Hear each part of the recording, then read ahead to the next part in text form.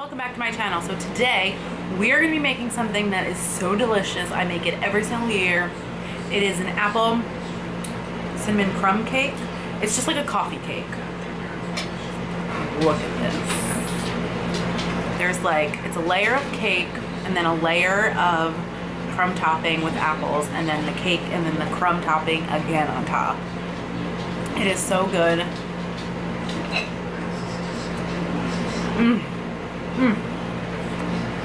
It's not healthy. It's just something that's really delicious. If you want to see how I make this, then just keep watching. Okay, so the first thing we are going to do is make the crumb topping. You will need 1.5 cups of flour. You will need 1/2 cup of packed brown sugar. You will need 1/4 cup of granulated sugar.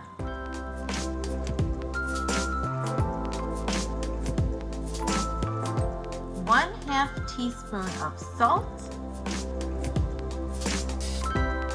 1 teaspoon of ground cinnamon. I love the smell of cinnamon. It just makes me so happy.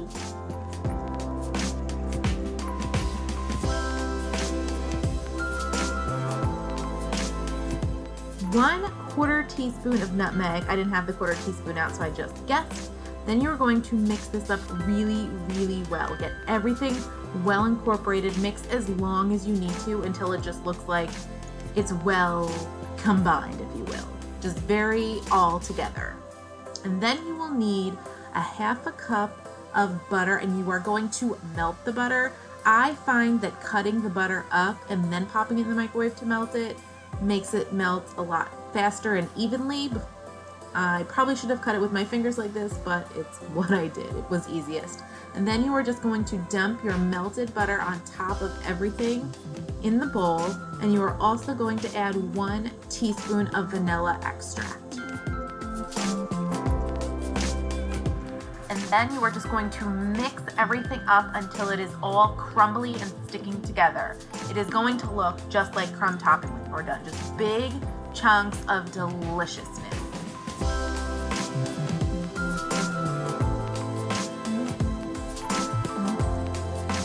Here it is, all done, just perfectly waiting for us to finish the next steps.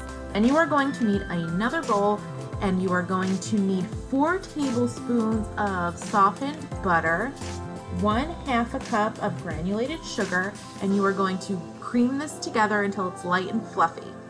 The longer you cream it, the better. So make sure that it's all light and fluffy, and then you will move on to the next step. Then you will need 1 egg. Beat the egg.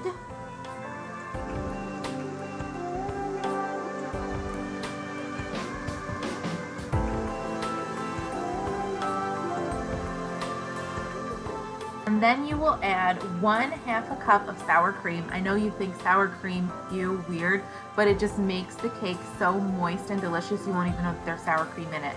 And then you will need 1 teaspoon of vanilla extract. And then you are going to beat all of that up until it is well combined and creamy and delicious.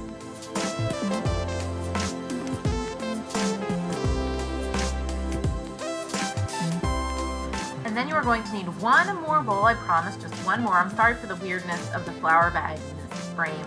You will need 1 cup of flour. You will need 1/4 teaspoon of baking soda, 1/4 teaspoon of salt, and then 1/2 teaspoon of baking powder.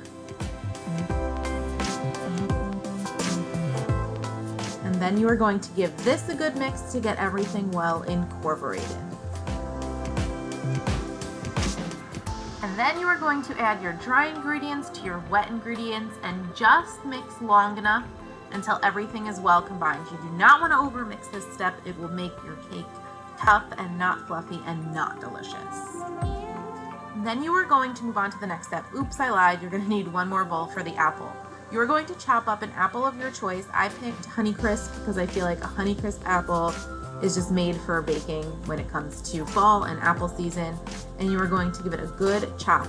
You don't want big chunky pieces. You want just good size, bite-sized pieces so that the apples blend well with your cake mix when it's time to layer everything together.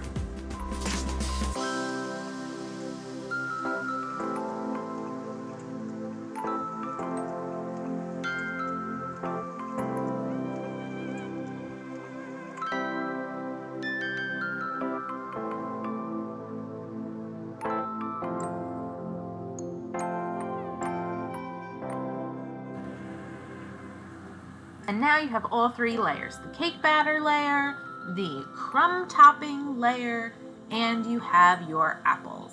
Now you're going to take a 9-inch baking pan and spray it with whatever kind of spray you want, or you can put parchment paper at the bottom. You just don't want it to stick. I like this baking spray. And then you are going to add a very thin layer of the batter. You're going to use about half.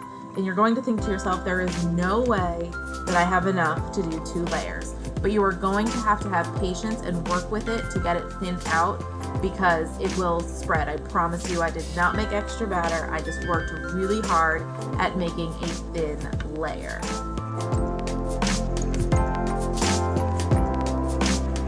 And then you are going to sprinkle the apples all over this layer, however many apples you want. If you want a nice chunky layer of apples, do a lot. If you just want a little, do a little. I definitely didn't use all the apple. Then you are going to take about half of the crumb topping and just spread it all over the apples.